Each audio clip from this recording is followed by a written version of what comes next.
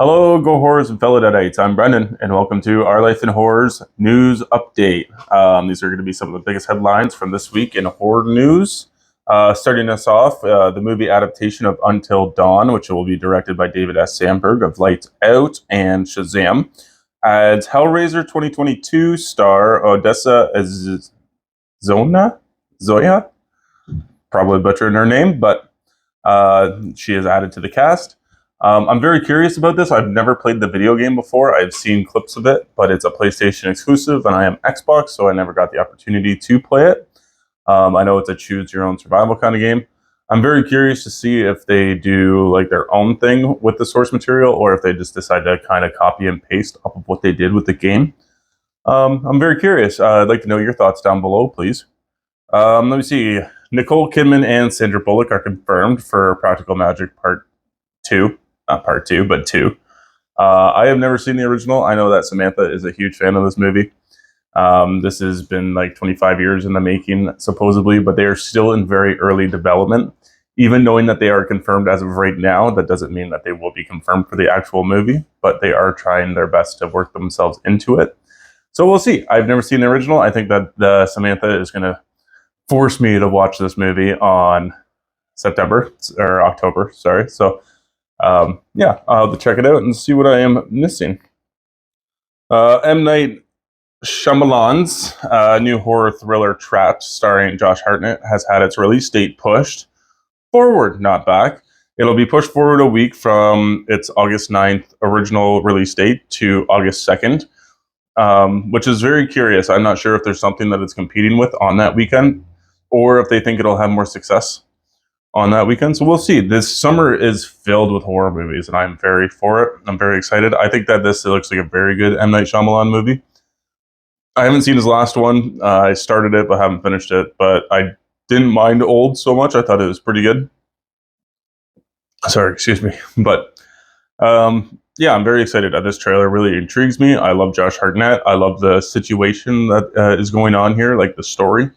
So I'm very curious, and if it's coming out a week earlier, it just gives me a chance to see it a week earlier. Let me know if you're excited for this. Evil Dead Rise director Lee Cronin, his next horror film has an official release date for April 27th, 2026. But there's zero other details about this movie. There's no title, no synopsis, no cast. All I know is that it's 2 years away still. I wonder why we are announcing this so quickly.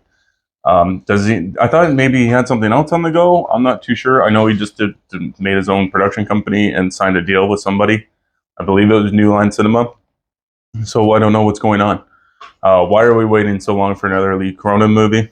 Not 100% sure, but I'd like to know.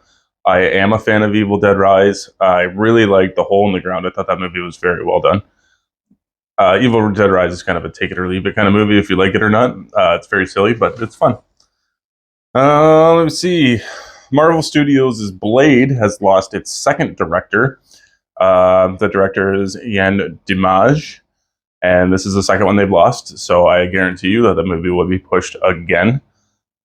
This movie just seems to be going through development hell like nobody's business. I cannot understand why, but this poor movie just cannot catch a break.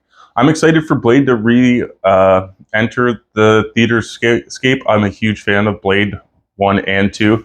Blade Trinity I like, but for different reasons. Like, it's just a goofy movie. It's a lot of fun, but there's a whole backstory to that you have to watch the special features or watch interviews on that movie afterwards to understand why that movie also had its own development hell. But the first two are great, I think, and I'm a huge fan of them, and I'm surprised that this movie is going through so much hell right now.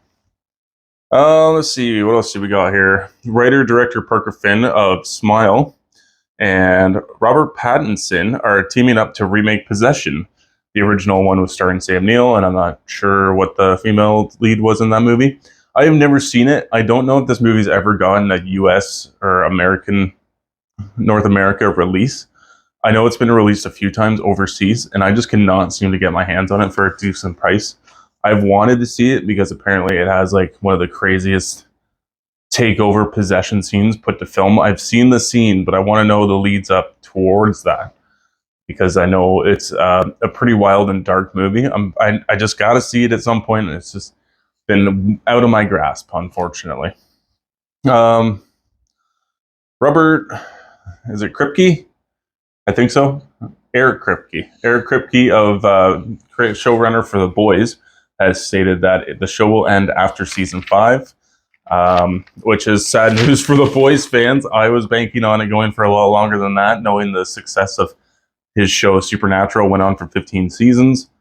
I expected The Boys to at least go to 8. But I guess with how they've been setting it up lately, with some characters maybe be on the fence about dying, we just might not make it there. We'll have to see. I think maybe there's a bunch of spin-offs going on right now. There's supposed to be a Mexican 7 going on in the works, and Gen V season 2 is still supposed to be in the works. So we'll have to see what happens with this The Boys universe here. There's also that weird like animated season that kind of just went nowhere, but maybe we'll get some more of that. That was a lot of fun. I had a great time with that. But we'll just have to see, and fingers crossed. Hopefully The Boys will return for more seasons rather than just 5. Let me see. Writers are saying that Saw 11 will be an angry and mean film. I personally thought that this movie was supposed to be released this Halloween, and I am totally wrong. Apparently, they're taking some extra time to write the script and get something locked down pat that makes sense. So it'll be released September 26th, 2025. You still have a whole other year to wait. I'm excited to see what happens. This is supposed to take place after Saw X, so it'll still be John Kramer. I'm very curious about this whole mean-spirited aspect that they're going to be throwing into this movie, because that's kind of what some of the later films kind of seem to be, like Saw 6 and Saw 7, and even I'd even go the far to say 5. They just felt mean-spirited, as to where the originals were more about the mystery and the intrigue. But we'll have to see. Only time will tell. I'm very curious to get to a trailer for that movie, or even a synopsis.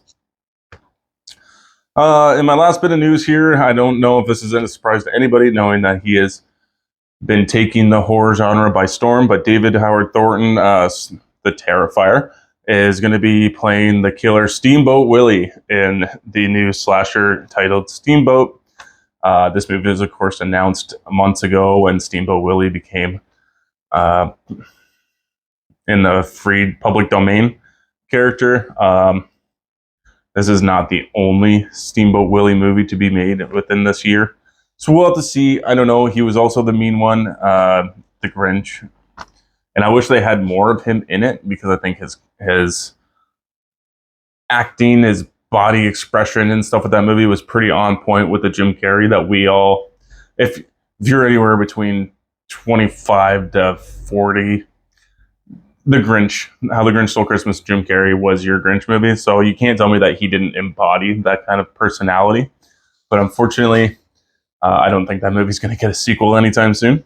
So we'll have to see what he does with Steamboat Willie. I don't know exactly what this creature is going to look like. I don't really know anything about it, other than it sounds like a really bad, low budget B movie. But time will only tell, so we'll have to see.